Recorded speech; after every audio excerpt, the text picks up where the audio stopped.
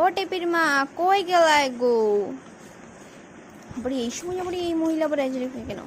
আরে এসো এসো এসে গল্প করি।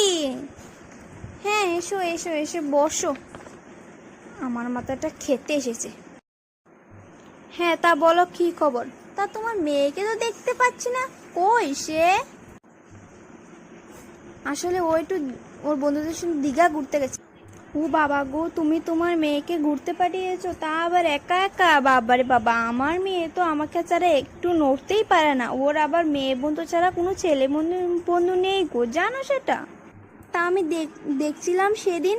আরে দাঁড়াও দাঁড়াও, এখন আবার কে ফোন করলো এই সময়? এবার বেনির মা, তোমাকে তোমার মেয়েকে দেখলাম একটা ছেলের হাত ধরে পার্কে ঘোরাঘুরি করছে।